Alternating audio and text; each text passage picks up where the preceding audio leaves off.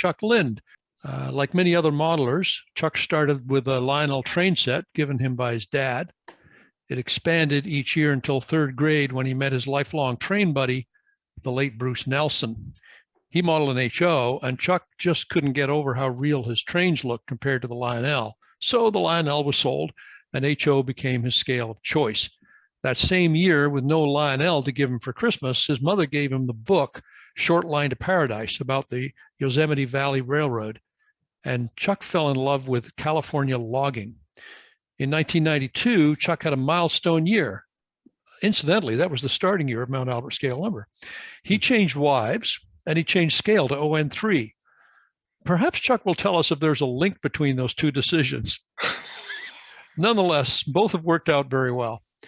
Chuck is a life member of the NMRA and a master model railroader and holds all 11 certificates for the MMR.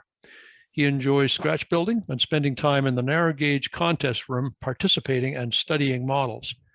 Chuck was also one of the co-chairs of the narrow gauge convention in Houston in 2015. Chuck, it's over to you. Thank you very much. I appreciate it. First, this is a little different here because I'm not running my screen from here. I live in the country. Internet here is bad. I would be at the end of my presentation and you would see about the third slide. So I want to thank Mark up in Dallas, who's got my presentation up there. So this will be like a 35mm presentation. You will hear the word next when I tell Mark to change the screen. Okay, as I'm saying here, 2010 was a year of change. I retired from A&M. I was working for the AgriLife Extension and went to the St. Louis convention in that year. And Craig Brantley and Eddie Carroll and myself, I think we spent a little bit too much time at the bar, and we decided to make a bid for Houston in 2015. It also happened that my wife inherited a house when her sister passed away, so we now had two houses and we had to figure out what we're going to do next. Okay, we decided to sell her sister's. It was a nice house. It was a big house, had a pool, two-story garage, but I had a friend that just had a stroke in Houston, Gil Freitag, and he had difficulty getting to his train room. My wife said, we're not doing that. So one story. She found a house on the internet and we looked at it. And I kept saying I wanted a bigger train room. And I said, I don't even see a train room. She said, it's 2.5 acres. You can do something with 2.5 acres. Next. So plans were made. I started sketching out what I wanted. I have two hobbies that take up a lot of room. I'm in woodworking and model railroading. I do furniture building. Workshop must have 9-foot ceilings because when you swing an 8-foot board up, it hits things. Must have heat and air conditioning. I'm in Texas. It gets hot in the summer. Bathroom would be nice. And my wife said it would be nice if you had a place to put all your trains outside of the house. That could have been what started the first divorce. But so it went. At that point, we started thinking about what to do next. Before anything happens, there's a little pain. So I pulled the buildings off the layout. And one Saturday, two other friends showed up with sawzalls. And by 4 o'clock, the whole layout was on the tree bank. Next. So what do? I wanted a layout with more operation opportunities. I wanted to mix both standard and narrow gauge into that layout. I wanted the layouts to meet in one area because it just would fit better a lot. You know, the town of Tuolumne, the narrow gauge came in, but the standard gauge was also there. And I picked the period of 1930. And as I was said, I like California logging, so that's where it was going to be. Next. Next. Nope. It didn't change. There it goes. Budget was a factor in building it, although we had just sold 2 houses. So I decided on a 30 by 80 foot buildings, which gave me a 30 by 40 workshop and a 30 by 40 train room. And I did add a little bump out area of about 10 by 16. I got a set of plans drawn up and I got Lori's approval, which was very important. I went to the county to see what I needed to do, and they say, do whatever you want. Just when it's finished, we need to know so we can put it on the tax rolls. So that was the next thing. Next. Hired a concrete contractor and a man to grade my yard and get the drainage fixed. And that started my building. Next. Well, did I make it big enough? There I'm standing in it trying to figure it out. And 3 years later, I figured out I didn't, because I added another 10 foot to the front area here for lumber storage and put my paint booth into. So whatever you build, it's never big enough. Next. Day one of the build, I was going to do all the framing myself. I was told I was not going to put the roof trusses up or do the roof. My wife said I'm older and I don't bounce as well as I used to. So I got my late son Charles up here, my daughter April, and my wife Lori, and we went out there, and at the end of the weekend we had a train building with the framing done. Next. This is my train room and workshop. The bump out area is what goes into my train room. I tried to make it look somewhat like a station, and so with that, I think it came out fairly well. Next. While I was doing this and building the building, I kept getting with my friend in Houston, Lauren Newfield, who was a CAD designer, not designer, but CAD worker on oil field equipment and pipelines. And I gave him all my druthers that I wanted no duck unders, I wanted wide aisles, and wanted things like that. It's standard gauge. So he took all their ideas and we went through it and got plans approved. Unfortunately, you will not see any pictures of my final thing. Lauren just came down with Alzheimer's, and shortly after my layout was complete, he sort of doesn't remember where anything is. This is the inside. We went in, and Lauren and myself and my wife drew the layout onto the floor because I never trusted that it would all fit. And over to my right side, that wooden wall, that's going to be the layout. So to figure it, I was going to attach it directly to the studs. So I used that to measure so I could figure out what size pieces I need to come out from the studs. So everything was hung from the wall on the narrow gauge section of it. You're not going to get it off. This layout won't move. Next. Some of the things I learned from a couple of the other layouts I built. Next. One, I got tired of getting burned underneath when the solder dripped on me working on my switch machines. And I got tired of trying to put those little bitty screws on and then try to figure out how to adjust these things. So I came up, I seen this out in West Texas somewhere. It's a board, everything mounts on, you work on it on your workbench, and you got some screw connections on one end to hook it all up.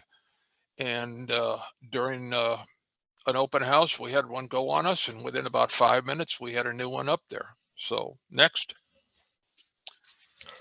Lex had marked about tunnels and filling the liners, and I had that mistake on my other one. I didn't have tunnel liners, and then I tried to build them later, and it was impossible. So I made this styrofoam form, cut a couple grooves in it that would follow the tracks, and put a little tape here and there so I could flex it around those curves. Went over it with plaster cloth and worked the plaster cloth, and once it dried, I flipped it over. I used the old crumpled up aluminum foil and paint type thing and stuck that on the inside, put them in, and then I built my mountains over the top. Next. I had other layouts had control panels, and then I was getting more into operation, and I wanted the operators to be able to follow their trains. So all the switches are mounted in the fascia board as you follow your train around. The only place we have a control panel is in the yards. The red lines are the narrow gauge. This is in Tuolumne where the two come together. The yellow lines are the standard gauge. Next. Finally, we're building bench work. You can see on the photo on the left, this is what's coming out of the sheetrock. I I had all these put in that I call the sheet rockers, and they came in and did this. Something about Crazy Gringo came out a couple times, but other than that, it went pretty well. For the lower level, I use what I call stud wall bench work. Lowell Joyner, one of our O-scale modelers in San Antonio area, use this. Stud wall is very cheap. It's much cheaper to buy a 2x4 than a 1x4. I can use my nail gun to assemble it, and it's sturdy. Next. Here I am up on top of the layout working in Tuolumne. This is when I was at my biggest size at about 250. Can't do that on L girder or any of those lighter ones.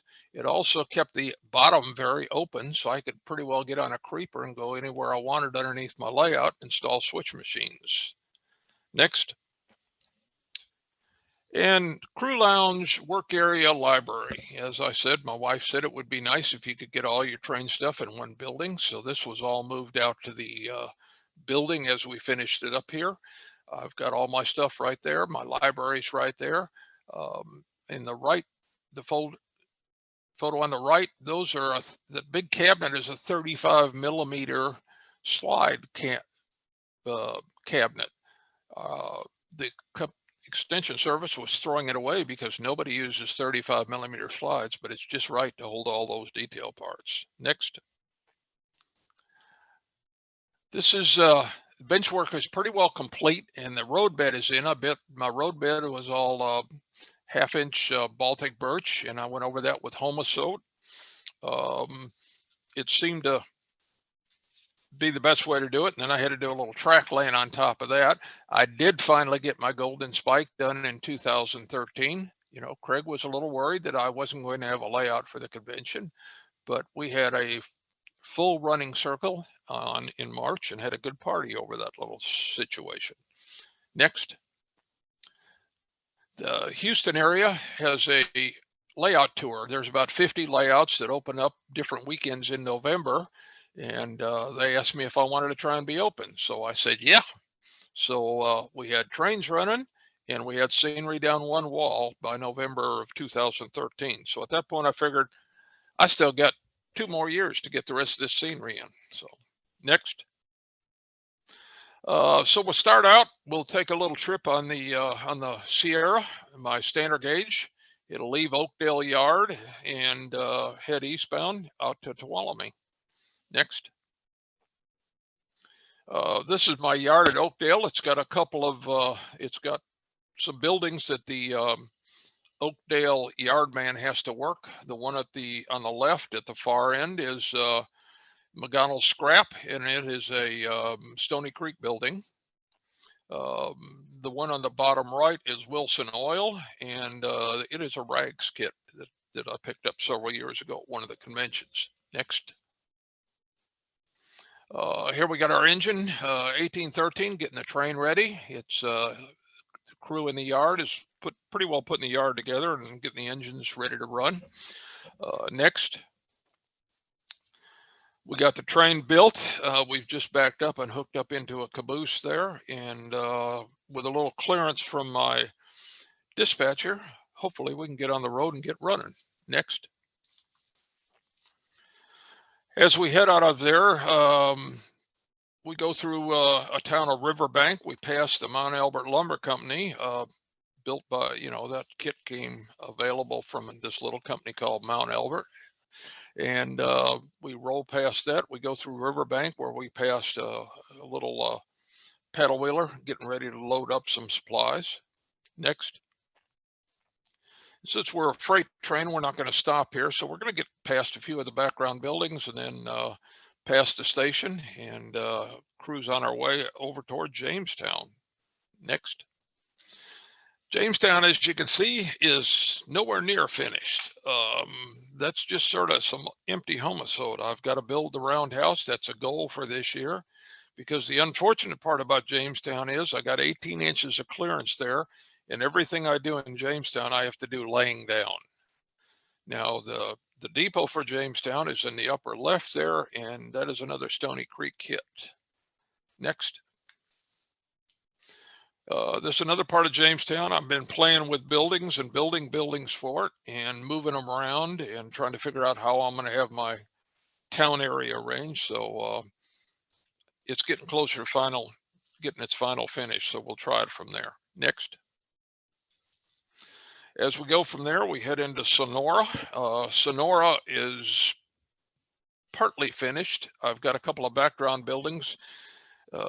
That's On Your Mark Furniture in the back. The white building, it's a scratch built background building. The building next to it is a brick. I believe it's a Trains of Texas that I sawed in half. The one on the bottom right, I'm still trying to figure out where to put it. It's a Stony Creek building that I just finished. It's going to go somewhere in the town, but I'm not finished. Not sure where yet. Next. I got a friend in Houston that's my guru for all electrical work, and he also scratch builds a lot of G-scale locomotives. So Boggs Locomotives Works took a prominent space in my area. He's been a big help. We got Shea number 12, the standard gauge Shea, shipping, working right now at the B. Bragg Produce Company, another Mount Elbert kit that closely follows the Campbell kit that came out many years earlier. Next. From there, we head into a little town of Black Oak. As you're going into Black Oak, that's the building on the left is O'Neill's Fabrication. It's a building by Sierra West that sits there. The town is made up of some various small laser cut buildings that we've got in there. Next. The depot and storage shed there on the left photo is partly a kit built and partly a kit bash.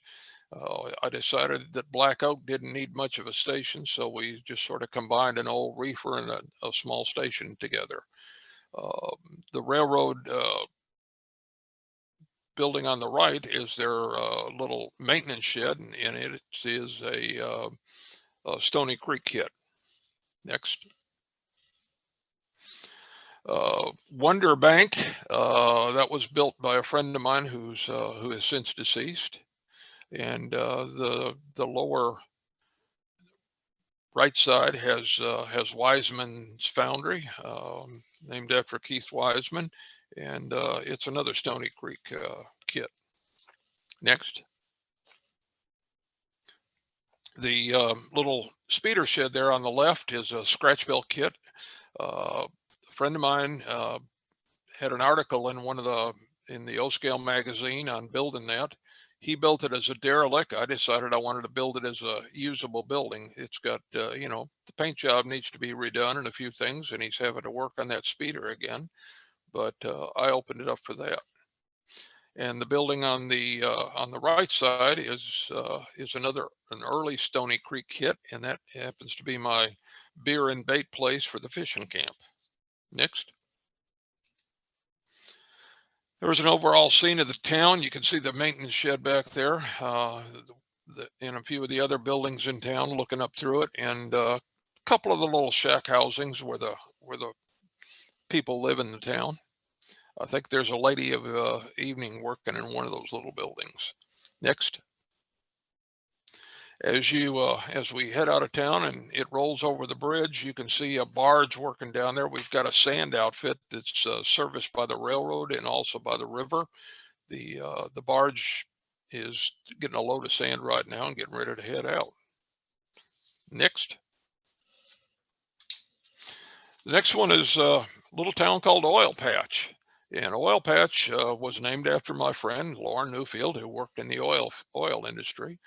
I believe the oil depot in the back is trying to remember who it is. I'm thinking it's a Stony Creek kit, but I'm not sure of that. Down on the right, you see the Newfield oil sign put in that I made into there. And I think that all came with that same kit, but I'm not sure. And the pump jack in the back is, I know, from Stony Creek. Next.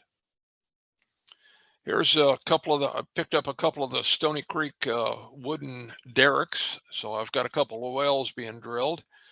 And then I was doing my backdrop and I decided I need something else. So I took the picture on the back that was on the box, made a picture of it. And that's what's in those hidden back and forth in those, my scenery in the back, in the background painting. I took the pictures and just sort of put them in there and then blended some greenery over it. Next. A couple more buildings that are in the area of Oil Patch. The one on the left is Stony, is not a Stony, it's a Sierra West. It was part of their dueling sheds kit that they came up with. The boiler house is another part of a Stony Creek, came with the oil derrick kits. Next. On the way up, you pass an area that's semi-finished. I've got two mines in. I've put in a vertical shaft mine and I've put in a horizontal shaft mine as you go up there. This is in one of the big valleys just right before you get to Tuolumne. Next. I've got part of it in. I've got the flooded area in. You can see on the right photo there, the mine going in there, that's all lit. I still have a lot of final detail to do. I'm just now putting more detail parts in the bottom of the canyon. As we're going from here, our train's going to have to take a siding. So next, got the pasture train coming into Tuolumne that morning, so it has to pull aside. So it's pasture train's coming in and it's passing my little hobo camp on the edge of Tuolumne. And I haven't seen it yet, but I'm told it's in this month's Narrow Gauge Gazette, my building article with it, as the pasture train comes in and pulls up to the depot. Next. The depot is a kit that I built many, many years ago. I am not sure who it all the kit is. The water tank was a gift from a friend of mine, and the coaling tower, the coaling station, I'm not sure of. It's either Stony Creek or Mount Albert, but I built it and I don't know who I built it from. So next. This is the engine house. It's a scratch-built engine house that I built to service my standard gauge engines in Tuolumne. The inside, as you can see, has got a brick floor, and those are individual bricks. I bought a brick mold from the military modelers, and I just started casting a lot of bricks and laying a lot of bricks. It's a good thing to do in front of the TV when you're bored. Next. Here's another view of the outside of the engine house.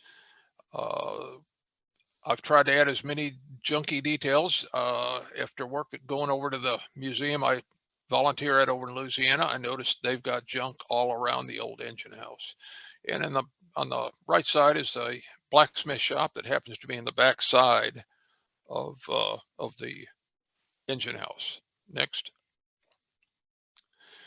We got some of the company housing along one of the rows there in Tuolumne.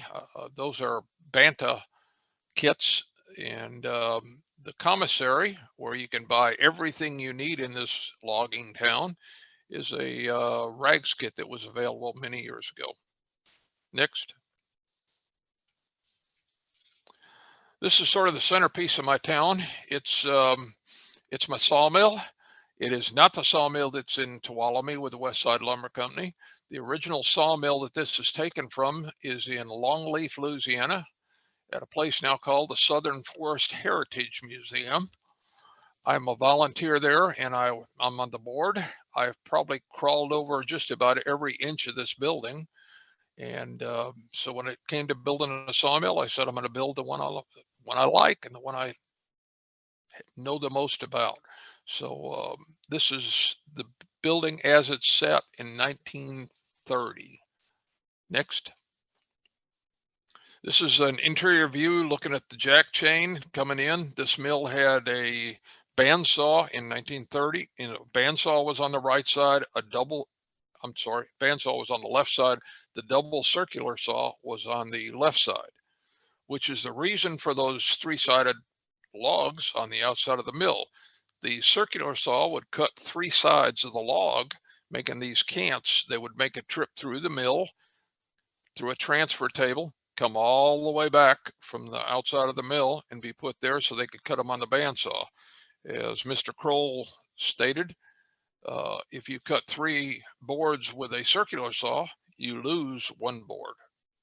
Next.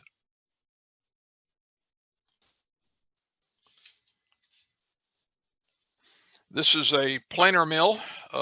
This planer mill is also over at Longleaf. It came off my old layout.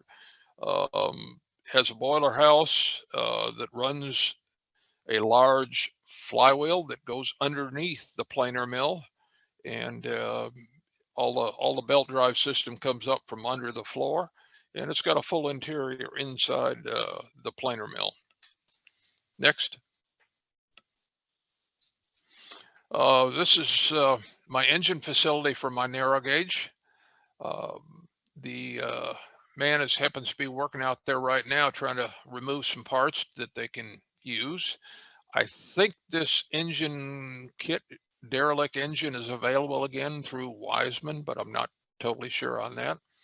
A little blacksmith shop is there to the left side, and he stays a little busy working on the stuff for not only the engine house but for the logging company. Next. Another shot of the blacksmith shop. Quite a bit of clutter, of course, accumulated around there. He's got a pipe rack sitting in front of him there, right in front of the hearth. So, you know, stays busy. Next. The backside, you know, more junk accumulating down in the valley. They just sort of keep pushing things off. The engine house is a Mount Elbert kit, and if I remember right, that they used the old John Allen engine house that he built as a guide for that, if I'm correct on that one. Next. Another area as you're going up, this is the car building shops, maintenance shop, and some other things. The in the left, if you take the first building there, that's the little warehouse. It's made by Sierra West. In the back is a boiler house that I have taken and converted into a garage to fix my trucks for the logging camp. And on the right of that left picture is my car building shops. This was scratch built from a early Sierra West HO kit that I modified to fit my needs. And in the bottom on the right side is a little speeder shed where he's working, and this speeder shed is out in the woods in Louisiana. It was part of the railroad over there in Louisiana for the logging company. Next.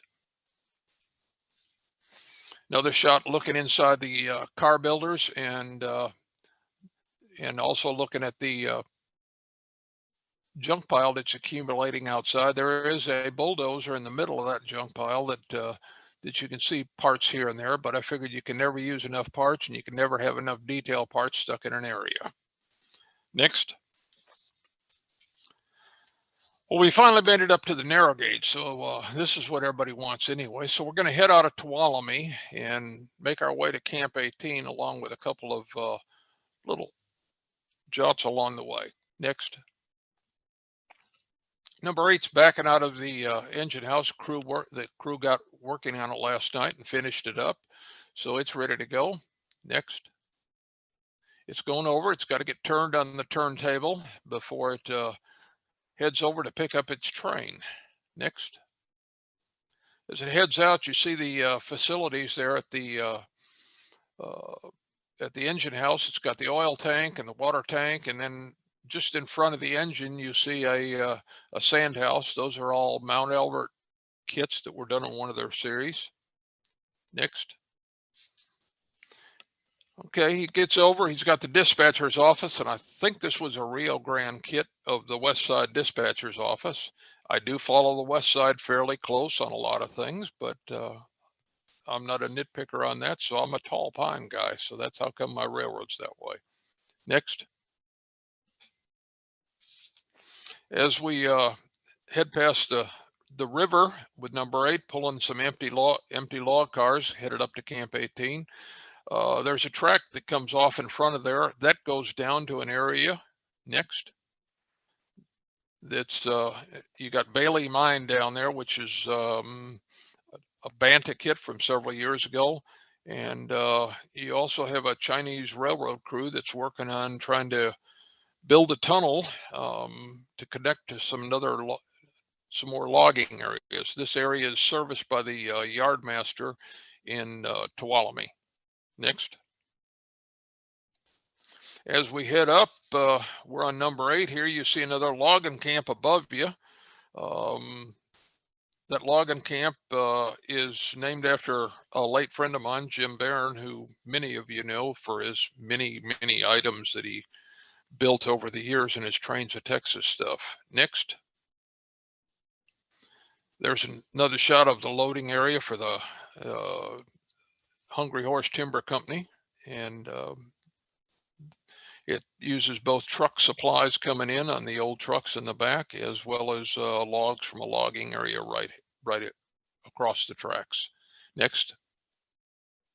As we're passing through the camp, you can see a team of horses hooked up, skidding a log over that'll be loaded soon into the onto one of the log cars up there. Next. We continue up the grade from the logging camp. We make the trip up. This is about a 3.5% grade going out of Tuolumne up into Flume. Next. From Flume, it heads over here to River Bridge, and by now his water tank is a little empty, so he needs to fill up. I modeled the River Bridge area when there was a water tank there. It's fed by the water in the flume overhead coming into the water tank. Also has a bridge tender's shack there that is going to have to go out and do a little work and walk the trestle after the train leaves. Next. Here's number 8 easing out onto River Bridge. I have painted my own backdrops. No offense to you guys who use photo backdrops, but when I visited a couple layouts, I heard people talking more about the backdrop than the train. So I decided I'll give it a shot and do my own. So I bought a couple of Ross videos, the Happy Painter that used to be on PBS, and gave my try back and forth trying to get a little of it done. Next. Here's the train going fully across the bridge. This is scratch built River Bridge, and pretty well followed the Simpson plans on this and built it across the way and then installed it. Next. As he leaves River Bridge, he's got a little running to do here on the edge, and he's going to go through a tunnel and head into an area I call Nathan Junction. Next. Here he is easing into Nathan Junction. Nathan Junction has quite a bit going on. It's got a cattle company and a few other things going. He's passing under the trestle that goes to the branch line up to Sourgrass, which we'll head up to in just a minute. Next. Some cattle guys have just driven in a little herd that's going to be loaded on the train. Part of them are lined up at the chuck wagon up there on the left to get their evening meal of beans. Well, a few of those guys on the right photo have decided a little rest is better than another night of eating beans. Next. This is an area I call Nathan Junction. It's named after my grandson. So the reason it got that name is I had a switch in there and I had some tracks started. And while we were laying track in another part of the layout, my grandson, who was about 5 at that time, started picking up the little pieces off the floor and trying to fill in a gap that he seen between the switch and a piece of rail. So I decided it's going to be Nathan Junction. I soldered all those little pieces together, and I put a track crew hauling rail there in honor of my grandson. Next. Here we go. We're passing number 9, Shay, that's stuck in the stuck waiting for us to go. He's got a load that he's bringing down from Sourgrass of some trees that he went up and they're cutting up in an area called New Bern. Next. This is the little town of Sourgrass. It's a little branch line as you head up. Not much going on at the town area, just an assay office and a couple of buildings. There is a medicine man down there on the right trying to sell his amazing tonic to a couple of hardworking loggers. Hopefully that won't fall for it. Next. This is the area called New Bern. I actually did try and burn some trees. For those of you that use Ming fern, it is very flammable. I was lucky I lit it outside, not in my train room. It's got a cabin that burned down here, and they're trying to log it while they still can. They've managed to pull a Surrey Parker loader into service down there to do the loading of the log cars. I believe the Surrey Parker loader was a Thomas York kit, if I remember right. Next. It's also the fire stopped just before it got to Barnett Freight Forwarding, which is another little building they've got up there that works hauling supplies to some of the lumber camps. This was another Sierra West kit. Next. Okay, we're headed past there, and we're hitting an area here that's interchange with Mishkal. I know that Tuolumne didn't, that Westside didn't interchange with them, but it's my railroad, and I decided I want an interchange track there. It adds for a little bit more operation. Next. We're coming into the town of Climax. This is the less than carload area in Climax, and it has a team track there that they allows us to park some vehicles for the town to unload. Next. Got a few buildings in the area. ES Camp was named after my late brother-in-law, and it's a rag skit. They pretty well sell a little bit of everything in there. Next to it is a hotel by Banta. On the photo on the right is the blacksmith shop. This is a scratch-built building that I built it's good a few years ago to try and basically I needed something to fill the area, and a blacksmith shop looked like the only thing that would fit. Next. As we make our way across the creek, I get a little reflection there in the calm waters. We're headed over to another part of Climax where the brewery is. Next. This is the Dogfish Head Brewery. It happens to be another kit by Mount Albert. Like it, it's also got. I've been changing a lot of my vehicles from the 1 to 43rd to 148. That happens to be the Eisenhower staff car. I know it's not a 1930s, but it's one of the few cars that's 1 to 48. The lower right photo is the woodcutter shed, which is another Sierra West kit. Next. From there, there's the rock quarry in the background there. That they work in supply building materials for the railroad in the town, along with some ballast and a few other things. A couple of scratch built buildings in that area, and the boom for loading. Next. What you see there on the left is a bottle house. This was built by a friend of mine, Brian Block, who is from the Vegas area.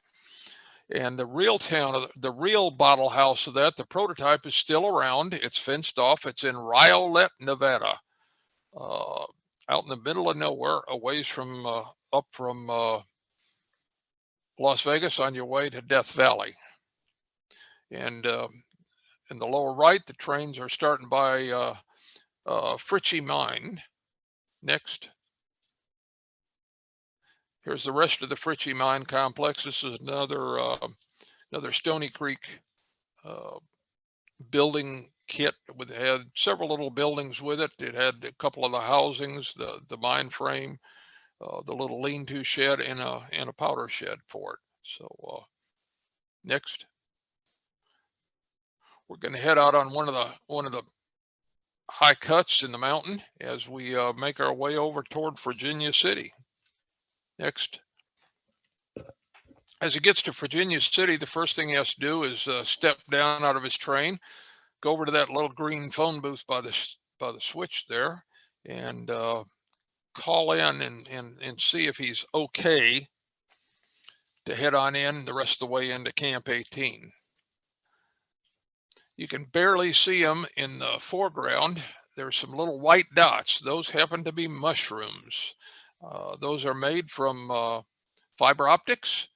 A friend of mine, Tom Beaton, up in Canada, did that, and he ruined me, because those things, you have to put zillions of them in to make it the scene even look there. So Tom Beaton, if you're listening, you've created it. Next. Here we're heading into Virginia City. This is Virginia City and the Freytag mine.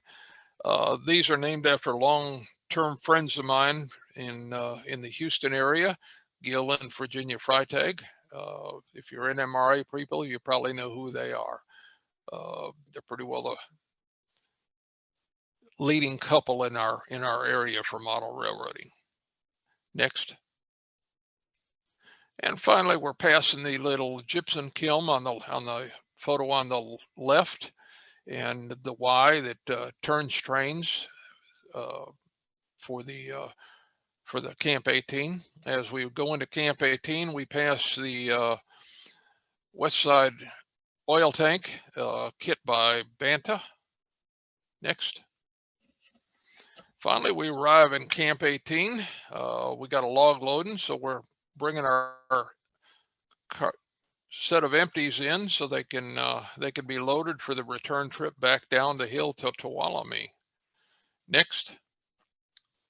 Got a couple of the buildings up here that are around. That's the building there is an engine house that we used up in Camp 18. The original of that was one designed by and built by Bob Clark, the late Bob Clark out of San Antonio. He built it and asked me to carry the original to the Cincinnati convention that I could give to Lou Ullian to go on his layout. And I said, I'd be happy to do it. All I want is a set of plans, which he gave me these, and he passed away shortly after the Cincinnati convention. Next. Got a couple other things there. You got a water tank and sand house. Have no idea who those were made for, who those were from. They were built many years ago for another layout. And in the photo on the right, that is the rigging shed made by Sierra West. Next. This is the cat repair area. I've got an area where the flat cars can back down and they can pull the cats off. It's also that rigging shed that I just talked about is there. And then the building in the left photo is the cat repair building, and it is a modified Sierra West kit. Next. Whoop, you went past one. Back up one, Mark. Nope. Back up. There should be one on trackside.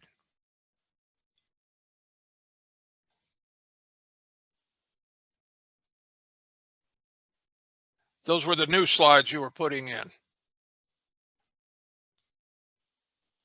That's it. Okay. My layout was featured in Trackside Model Railroading.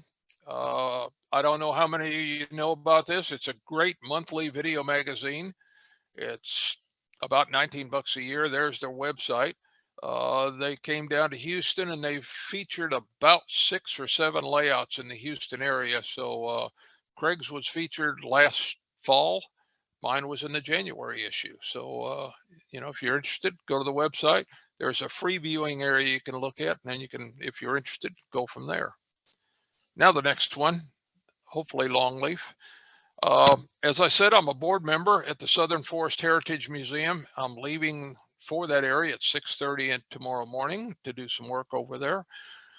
We have a gentleman that owns this Heisler that wants to get it back to running condition. So he is using our machine shop. This is the only complete sawmill complex in the country as a museum. We have a sawmill, we have a planer mill, and we have a belt-driven machine shop. And they are using many of those belt-driven pieces in the machine shop to try and restore this engine back to operating condition. So, you know, if you're interested in following along, there's our website for the museum. If you're in the area of Louisiana, it's about 30 miles south of Alexandria before you get to the casino area. And it's well worth a trip and a visit. Next. Anybody got any questions? I'll be happy to try and work them from there. Thanks so much, Chuck. That's a lovely layout, and I'm really impressed by your structures, not just the Mount Albert ones. So I really enjoyed well, that. Y'all did some good structures, man. Oh yeah, we did a few. Yeah, for sure. Yeah. Well, thanks to Roger Malinowski. So guys, questions. Let me just go let's look at the chat. Bill Hobbs says he got his Gazette and your article is there. And he also says, St. Peter, don't you call me because I can't go. I owe my soul to the company store, because I guess we had a company store slide in there. Yes, we did. Keith says, the pine trees are really impressive in the close-up shots. Talk a little about your method. Depending on which ones it is. Now, some of them are just bottle brush trees that I'm using. The other ones, I went to the clinic several years ago where the gentleman outside of Seattle explained how he carves each little platelet on the tree.